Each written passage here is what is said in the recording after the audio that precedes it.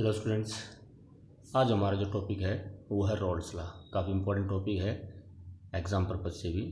तो Rawls law for solutions containing volatile solute. Basically Rawls law को हम दो तरह से डिफाइन करते हैं, एक तो Rawls law for solution containing volatile solute और एक है हमारा Rawls law for solution containing non volatile solute. तो पहले हम लेते हैं Rawls law for solution containing volatile solute. तो डेफिनेशन है the partial vapour pressure of any component of solution is equal to the product of vapor pressure of the pure component and its mole fraction in solution। तो जैसा कि हमने कल अपनी class में last में किया था कि मोल फ्रैक्शन क्या है। मोल फ्रैक्शन इज हम लास्ट में वेपर प्रेशर क्या है। तो partial the pressure exerted by vapours of liquid present about the liquid in equilibrium with this liquid. तो आज हमारा जो यहाँ पर बात आएगी वो आएगी मोल फ्रैक्शंस की, वेपर प्रेशर ऑफ सॉल्यूशंस की। तो वेपर प्रेशर ऑफ सॉल्यूशन क्या होगा इसमें। तो क्वेश्चन है कि vapour pressure of a component in solution, कि सपोज कीजिए आपका एक सॉल्यूशन है, ये एक सॉल्यूशन है जिसमें दो कंपोनेंट है, कंपोनेंट ए और बी है। Common mixture of two or more component is called solution. तो ये आपका दो कंपोनेंट है ए और B. Let x A is the mole fraction of ए।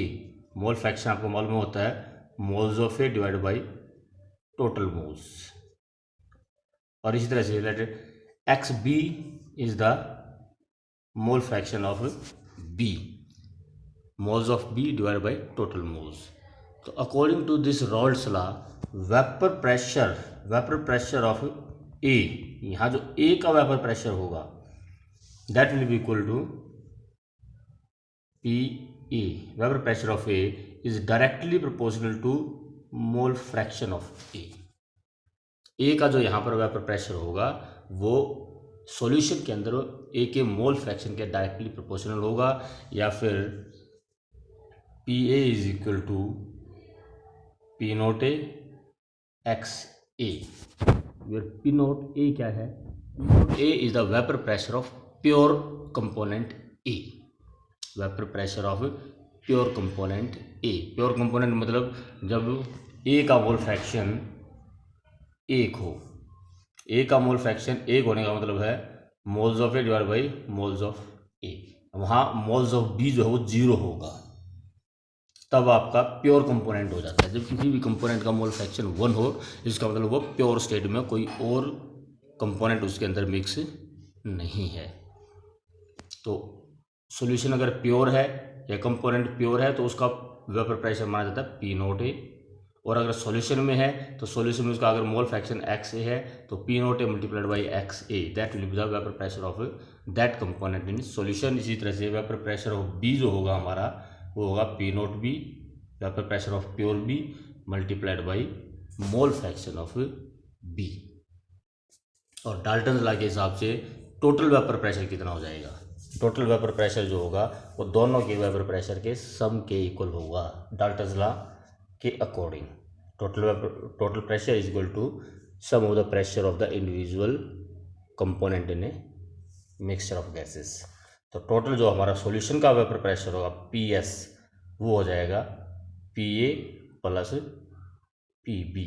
मतलब PA हमारा होगा P note A x A और PB होगा हमारा P note B x B। तो vapour pressure of component, different components in solutions. तो यहाँ जो हमारा बेसिकली डेफिनेशन आती है इसकी, वो हम यहीं से करते हैं कि vapour pressure of a component in a solution, vapour pressure of a component in solution is directly proportional to mole fraction, ऐसे भी डिफाइन कर सकते हैं। या फिर vapour pressure of a component in solution is equal to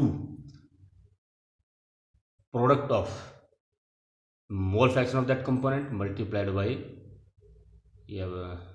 vapour pressure of pure component. Product of mole fraction and vapour pressure of pure component, इस तरह से हम इसको डिफाइन कर सकते हैं। तो ये हमारी डेफिनेशन है पहली बात vapour pressure of Raoult's law की, the partial vapour pressure of any component of solution is equal to product of vapour pressure of pure component and its mole fraction in solution. A का vapour pressure P note A x A के equal होगा और B का vapour pressure P note B X B के बराबर होगा अगर हमारे दो कंपोनेंट सॉल्यूशन में है, एक्स ए का मोल फ्रैक्शन, एक्स बी का मोल फ्रैक्शन, और पी नोट ए और P note B these are the vapour pressure of pure components. P A and P B are the partial vapour pressure of the two component A and B, and P note B are the vapour pressure of A and B in pure state. तो इसका थोड़ा सा हम आगे और drive करते हैं। जैसे हमने ये किया कि P note A x A plus P note B X B आ जाता है, इसी को हम थोड़ा सा आगे ड्राइव करेंगे। एक्स बी की वैल्यू हम 1 माइनस एक्स ए भी रख सकते हैं क्योंकि sum of mole fraction of all the component is always equal to 1। इसको हम थोड़ा सा आगे ड्राइव लेके चलेंगे कि ये जो चीज़ है हमारी P note A x A plus P note B 1 minus X, इसको मैं लिख सकता हूँ एक्स बी को। तो इसको थोड़ा सा आगे चलेगा ये। तो अब अगर इसके हम ब्रैकेट को ओपन करते हैं, P note A x A plus P note B minus P note B x A, तो ये हमारा ब्रैकेट ओपन कर दिए। अब यहाँ पर हमारा यहाँ भी एक्स है और यहाँ भी एक्स ए है, मोल फ्रैक्शन है, इन दोनों को हम इक्वल करते हैं, एक साथ लेकर आएंगे, रीअरेंज करते हैं इस इक्वेशंस को। P A x A minus P note B x A plus P note B, सिर्फ मैंने रीअरेंज किया है, P note B x A को, इस P note B x A को आगे लिया है और पी नोट बी को पीछे। अब इन दोनों में हमारा एक्स ए कॉमन आ सकता है, तो x A is equal to P note A minus P note B plus P note B. तो ये हमारा थोड़ा सा डेरिवेशन आगे आ जाता है, वो हम रोल्स लॉ की अगर डेफिनेशन हमारे आती है तो उसमें इसको एक्सप्लेन किया जाता है। ये आपकी P T is equal to P note A minus P note B x A plus P note B, ये इक्वेशन आ गई। सिमिलरली इक्वेशन थोड़ी सी चेंज भी हो सकती है अगर हमने यहाँ हमने लिया एक्स बी को 1 माइनस एक्स ए लिया है, अगर हम एक्स ए को 1 माइनस एक्स बी लें और तब इसको आगे ड्राइव करें तो हमारे पी टी आ जाएगी total P note A minus P note B bracket X A plus P note B. तो दोनों तरह से दूसरी तरह से भी इक्वेशन आपकी आ सकती है। तो ये हमारा complete roles law for the solution containing volatile solute. तो सबसे पहले इसमें आपको ये जरूर ध्यान रखना है कि what is the Raoult's law.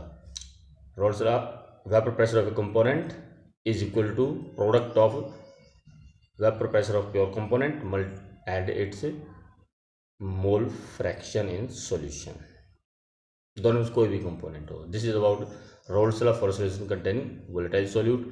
अगर बात आती है हमारी Raoult's law for solution containing non volatile solute, तो इसके लिए हमारा यह आएगा vapour pressure of A solution of non volatile solution. यहाँ पर वेपर प्रेशर ऑफ सॉल्यूशन है, यहाँ हमने बात ली थी vapour pressure of any component, लेकिन यहाँ पर बात आएगी vapour pressure of solution of non volatile solute is directly proportional to the mole fraction of solvent at given temperature.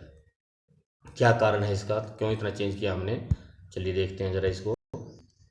जैसे कि रोल्स लॉ तो हमारा वही है कि किसी भी एक कंपोनेंट का वेपर प्रेशर होता है, सॉल्यूशन का जो वेपर प्रेशर हो जाएगा वो होता है P note A x A plus P note B X B. ये हमारा वैसे देखा जाए तो जनरल रोल्स लॉ है। जब बात नॉन वोलेटाइल सॉल्यूट की आ जाती है, नॉन वोलेटाइल सॉल्यूट का मतलब कि ऐसा सॉल्यूट जो वेपोराइज नहीं होता। अब जो वेपोराइज ही नहीं होगा तो इसका मतलब उस सॉल्यूशन, उस कंपोनेंट का जो प्योर स्टेट में वेपर प्रेशर है वो ज़ीरो होगा, क्योंकि वो वेपोराइज नहीं होता। अगर पी नोट भी अगर हमारा जीरो हो जाता है, ये फुल वैल्यू ज़ीरो हो जाएगी। तो कुल मिलाकर हमारा जो वेपर प्रेशर ऑफ सॉल्यूशन है पी नोट ए एक्स ए आएगा। तो ये हमारा नॉन वोलेटाइल सॉल्यूट के लिए डेफिनेशन यहाँ से आती है। P S vapour pressure of solution is equal to vapour pressure of pure solvent multiplied by its mole fraction. या फिर vapour pressure of solution is directly proportional to mole fraction of solvent, क्योंकि ये जो हमारी value है किसी भी एक पार्टिकुलर टेम्परेचर पे फिक्स होती है। तो हम इसको ऐसे भी लिख सकते हैं कि vapour pressure of solution is directly proportional to mole fraction of a means solvent. तो ये डेफिनेशन इसकी यहाँ से आती है, ये देखिए जरा, vapour pressure of solution of a non volatile solute is directly proportional to mole fraction of the solvent at a given temperature. P solution is directly proportional to mole fraction या के इंटू एक्स ए। अगर हम x ए की value 1 ले लेते हैं, मोल fraction of A is 1, इसका मतलब वो प्योर स्टेट में आ जाएगा, तब हमारा ये पी नोट ए बन जाएगा, मतलब K will be equal to P note A. अगर हम मोल फ्रैक्शन की वैल्यू 1 रखते हैं तो के जो है वो पी नोट ए के इक्वल हो जाता है, क्योंकि वो फिर प्योर स्टेट में होगा। तो उसकी वैल्यू पुट करते हैं तो P S equal to P note A x A. Here PS denotes the vapor pressure of a solution and P naught A represents the vapor pressure of the pure component and X is the mole fraction of the solvent। तो ये graphically represent भी किया जा सकता है। Mole fraction जब 0 होगा तो वेपर प्रेशर 0 होगा, जैसे जैसे बढ़ते जाएंगे हम, जब मोल फ्रैक्शन 1 हो जाएगा तो प्योर स्टेट में होगा तो वेपर प्रेशर P नोट ए हो जाएगा। If the vapour pressure of, ये जो स्लोप है ये PS आएगा। In fact, the vapor pressure of the solution containing non-volatile solute is only because of the solvent. Therefore, the Rolle's law may also be expressed as P is equal to P naught A X A। तो दो तरह के हमारे solutions हो गए, vapour pressure of solution containing volatile solute and vapour pressure of solution containing non volatile solute. इसमें एक छोटा सा चीज़ और आ जाती है, mole fraction in vapour phase. मतलब क्या है इसका मोल फ्रैक्शन इन, अभी तक जो हमने पढ़ा है वो पढ़ा है मोल फ्रैक्शंस ऑफ इन सॉल्यूशन, लेकिन यहाँ जो कई बार क्वेश्चन आ जाता है वो आ जाता है mole fraction in vapour phase. क्या मतलब है इसका, जैसे हमारा ये है, हम लगाते हैं एक्स ए यहाँ, this is mole fraction of A and mole fraction of B. A का mole fraction in solution, B का मोल फ्रैक्शन इन सॉल्यूशन। लेकिन कई बार हमसे पूछ लिया जाता है कि यहाँ जो वेपर हैं, अब यहाँ पर वेपर्स होंगी, ए की भी होंगी बी की भी वेपर्स होंगी, तो यहाँ मोल फ्रैक्शन क्या है, mole fraction of A, mole fraction of B. A का mole fraction in vapour phase and mole fraction of B in vapour phase. तो कई बार क्वेश्चन ये भी आ जाता है, तो वो कैसे निकालेंगे, तो ज़रा देखते हैं इसको। ये है आपका, in a mixture of gases partial pressure of gas is given by P I is equal to X I into P total. ये हमारा डाल्टन्स लॉ की ही डेरिवेशन थी लास्ट ईयर, अगर आपको याद हो। लास्ट ईयर हमने ड्राइव किया कि जब एक मिक्सचर होता है 2 या 3 या 4 गैसेस का, तो टोटल प्रेशर तो उन सब के पार्शियल प्रेशर के सम के इक्वल होता है, और किसी एक गैस का प्रेशर, ए का जो प्रेशर होगा वो होता है ए का partial pressure multiplied by total pressure. Partial pressure mole fraction of A multiplied by total pressure. तो यहाँ पर भी बात वही आएगी आपकी, जो हमारा ए का जो पार्शियल प्रेशर होगा वो ए का mole fraction in vapour phase multiplied by vapour pressure of solution, ये होगा। तो मोल फ्रैक्शन ऑफ, अगर हम वेपर फेज में निकालना चाहें, वो निकलेगा vapour pressure of A divide by total vapour pressure या वेपर प्रेशर ऑफ सॉल्यूशन। ऐसे भी इसको P A divide by P A plus P B, vapour pressure of A divide by total vapour pressure of solution. उसमें vapour pressure of A plus vapour pressure of B दोनों चीज़ें आ जाएंगी। तो वही हमारे यहाँ पर डाल्टन्स लॉ को ही यूज़ हमने यहाँ पर किया हुआ है कि where P total is the total pressure and X I is the mole fraction. तो mole fraction in vapour phase X I is equal to P I upon P total. तो उसी को यूज़ करते हुए Y A mole fraction in vapour phase is equal to P A vapour pressure of A divide by P A plus P B total vapour pressure. ऐसे Y B is equal to P B upon P A plus P B. तो कई बार numerical यहाँ से भी आ जाता है, तो इसको भी हम लेंगे, न्यूमेरिकल्स में भी इसको लेंगे हम। एक क्वेश्चन और आ जाता है कई बार इसमें, सॉरी ये क्वेश्चन आपका, why vapour pressure of solution containing non volatile solute is always less than the pure solvent. Why vapour pressure of solution containing non volatile solute, अगर उसमें नॉन वोलेटाइल सॉल्यूट डाल देते हैं तो जो वेपर प्रेशर सॉल्यूशन का होगा pure component से हमेशा कम ही होगा। मतलब जैसे जैसे आप नॉन वोलेटाइल सॉल्यूट डालोगे वेपर प्रेशर सॉल्यूशन का कम होता चला जाएगा। जितना ज़्यादा नॉन वोलेटाइल सॉल्यूट डालोगे उतना वेपर प्रेशर कम होता चला जाएगा। इसको वेबोज़िला भी बोल देते हैं। On adding a non-volatile solute to the solvent, vapor pressure of the solution always decrease। तो इसका रीज़न है कि when a non-volatile solute is added to solvent contain certain particle of the solute will occupy the some surface area of the solvent। Now molecule of the solvent will have less area available for the evaporation। Since vapor pressure is the surface phenomena, rate of evaporation decrease and hence the vapor phase mole fraction decrease। As the vapor pressure is directly proportional to the mole fraction, vapor pressure also decrease and hence the vapor pressure of solution containing non-volatile solute is always less than pure solvent। तो क्या है इसका मतलब कि जैसे जैसे आप non volatile solute डालते हो तो some of the area is occupied by suppose कीजिए आपका ये सॉल्यूशन है। नॉन वोलेटाइल सॉल्यूट डालने में से कुछ एरिया, सपोज कीजिए इतना एरिया आ गया नॉन वोलेटाइल सॉल्यूट का। अगर प्योर कंपोनेंट था उस समय आपका सॉरी सारा एरिया सॉल्वेंट था, लेकिन नॉन वोलेटाइल सॉल्यूट डालने के बाद कुछ एरिया उसमें नॉन वोलेटाइल सॉल्यूट आ गया। अब नॉन वोलेटाइल सॉल्यूट है, यहाँ से तो इवोपरेशन, इस एरिया से तो इवोपरेशन होगा नहीं, इवोपरेशन होगा तो सिर्फ यहाँ से। जबकि इसमें क्योंकि नॉन वोलेटाइल सॉल्यूट है ही नहीं तो whole area is available for evaporation. तो इवोपरेशन कहाँ पर ज़्यादा होगा? ओबियसली जहाँ पर सरफेस एरिया ज़्यादा है। Evaporation is a surface phenomena, surface पे से इवोपरेशन होती है, यहाँ सरफेस एरिया ज़्यादा होगा, यहाँ सरफेस एरिया कम हो जाता है क्योंकि कुछ area non volatile solute occupy कर लेता है। इसलिए इसमें इवोपरेशन कम होगा तो इसका वेपर प्रेशर भी कम होगा, यहाँ इवोपरेशन ज़्यादा होगा। जैसे जैसे आप नॉन वोलेटाइल सॉल्यूट डालते जाओगे area occupied by the non volatile solute increase होगा और सॉल्वेंट के लिए एरिया कम होता चला जाएगा, सरफेस एरिया, वेपर प्रेशर कम होगा। एक रीज़न इसमें ये भी है। एक रीज़न और इसमें दिया जाता है, वो आप नोट कर सकते हो कि non volatile solute provide strong forces of attraction for the solvent.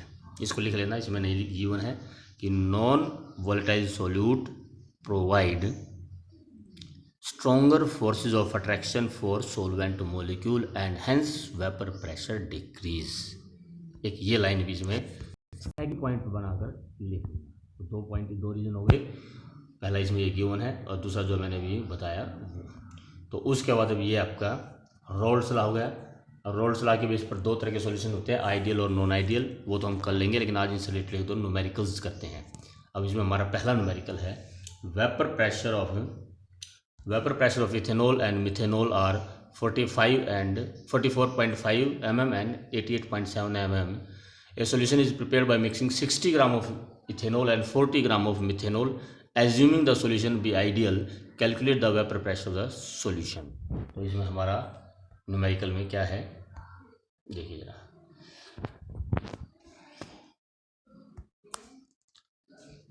Question है हमारा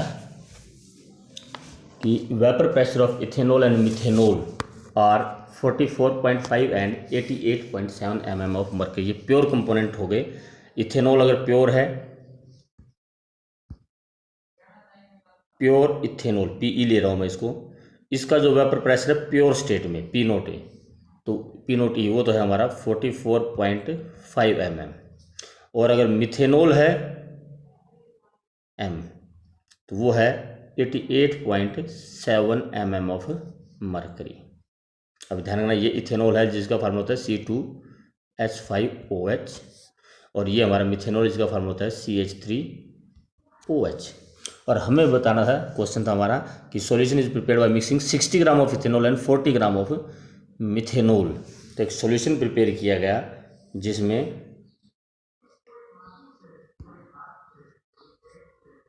ये सॉल्यूशन है जिसमें 60 ग्राम तो इथेनॉल है और 40 ग्राम मिथेनॉल है। और हमें बताना है assuming the solution to be ideal calculate the vapour pressure of the solution. Ethanol और मिथेनॉल का वेपर प्रेशर बताना है।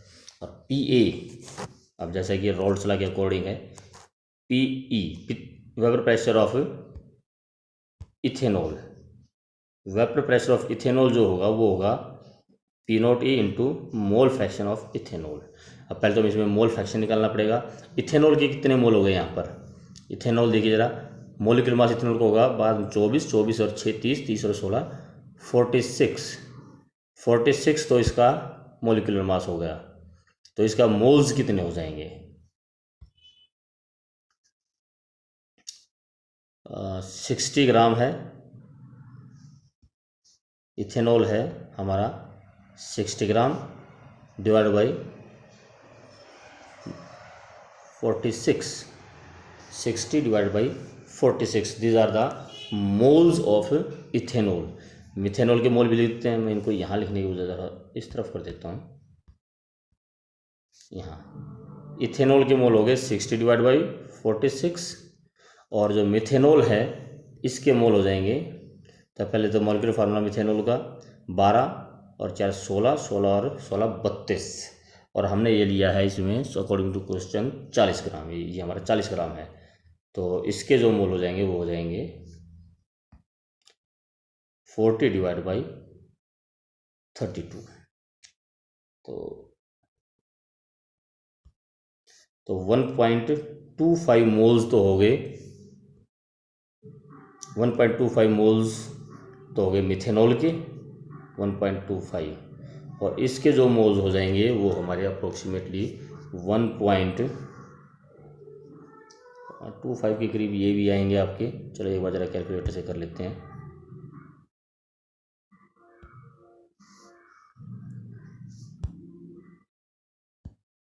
सिक्सटी डिवाइड बाई 40,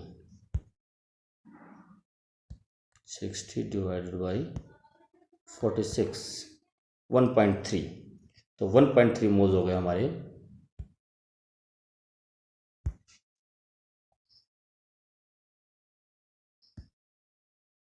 ये 1.3 मोल्स हो गए, टोटल मोल्स हो जाएंगे हमारे 1.3 प्लस 1.25, तो 2.55 हमारे टोटल मोल्स हो गए। तो मोल फ्रैक्शन ऑफ इथेनॉल हो जाएगा हमारा, partial vapour pressure of ethanol 44.5 multiply by mole fraction of ethanol हो जाएगा हमारा, मोल्स है 1.3 डिवाइड बाय टोटल मोल्स है 2.55। तो इस तरह से हमारा आंसर आ जाएगा वेपर प्रेशर ऑफ इथेनॉल। और इसी वे में हमें निकालना है वेपर प्रेशर ऑफ मिथेनॉल भी निकालना है। तो वेपर प्रेशर ऑफ मिथेनॉल होगा हमारा, vapour pressure of methanol will be equal to P naught methanol vapour pressure of pure methanol multiplied by mole fraction of methanol. इसका जो vapour pressure of pure methanol का हमें दिया हुआ था question में था 88.7 प्योर मिथेनॉल का, और मोल फ्रैक्शंस इसके मोल्स हैं हमारे 1.25, टोटल मोल्स हैं 2.55। तो इस तरह से हमारा vapour pressure of pure methanol भी, vapour pressure of methanol in the solution भी आएगा। तो एक तो क्वेश्चन ये हो गया हमारा। एक क्वेश्चन न्यूमेरिकल और भी है, उसको भी देख लेते हैं जरा। सेकंड है vapour pressure of benzene and toluene at 293 kelvin are 77 mm and 22 mm of mercury respectively. 23 gram of benzene and 64 gram of toluene are mixed. If the two forms an ideal solution, calculate the mole fraction in vapor phase. अब vapour phase में निकालना है तो उसके लिए हमें क्या करना पड़ेगा, पहले इनके पार्शियल प्रेशर निकालने पड़ेंगे, जैसे कि हमने पिछले क्वेश्चन में निकाला था। अब इसमें देखिए जरा 23.4 ग्राम बेंजीन है, बेंजीन का जो मोलिकुलर मास होता है 78, C6H6 1272 ये और 6 हाइड्रोजन के 78 मोलिकुलर मास होगा। तो 23.4 divide by 78 moles of benzene आ गए। ऐसे इसका निकालोगे आप C6H5CH3, टोलिन का फार्मूला होता है C6H5CH3, तो कार्बन तो हो गया आपके 7, 84 तो ये हो गया, और 8 हाइड्रोजन होते हैं, 92 मोल्स का मोलिकुलर मास हो गया। तो 64.4 divide by 92 moles of toluene हो गए, 23.4 divide by 78 moles of benzene हो गए। उसका टोटल दोनों का सम कर दो, टोटल मोल्स हो गए। तो मोल फ्रैक्शन बेंजीन का आ जाएगा और मोल फ्रैक्शन टोलिन का निकालना है। उसके बाद ये प्योर स्टेट में मोल वेपर प्रेशर दे दिए, P naught benzene, P naught toluene, P naught benzene multiplied by mole fraction of benzene, ऐसे P naught toluene divide by mole fraction of toluene, वो हमारा आ जाएगा दोनों के पार्शियल प्रेशर, और पार्शियल प्रेशर से vapour phase mole fraction in vapour phase फिर ऐसे निकलेगा। ये आपका फार्मूला है दोनों के लिए। बेंजीन का निकालना तो एक का निकाल देना है। तो ये न्यूमेरिकल भी सेम वैसे ही रहेगा, इसको खुद ट्राई करना है। और इस तरह तीसरा हमारा है vapour pressure of the pure component A and B are 120 mm and 96 mm respectively, what will be the total pressure when 1 mole of A and 4 moles of B are mixed। यहाँ पर आपको डायरेक्टली मोल्स दिए हैं, तो आपका mole fraction निकालना काफ़ी आसान होगा। ए का जो मोल फ्रैक्शन होगा moles of A 1 divide by total moles, total mole हो गए 5 1 + 4, तो इसका ए का मोल फ्रैक्शन 0.20 हो गया, तो बी का मोल फ्रैक्शन 0.8 होगा। 1 - 0.2 भी आप कर सकते हो, 1 - 0.8 आ गया। तो mole fraction of A 0.2, mole fraction of B 0.8। अब ए का partial pressure, vapour pressure in pure state 120 multiplied by mole fraction 0.2, तो 120 मल्टीप्लाइड बाई 0.2 24 mm आ जाएगा। और vapour pressure of B 96 multiplied by 0.8 इसका मोल फ्रैक्शंस, उसके बाद दोनों का सम कर दो, टोटल आ जाएगा आपका। तो इस तरह से ये न्यूमेरिकल्स हैं, इनको ट्राई करना है।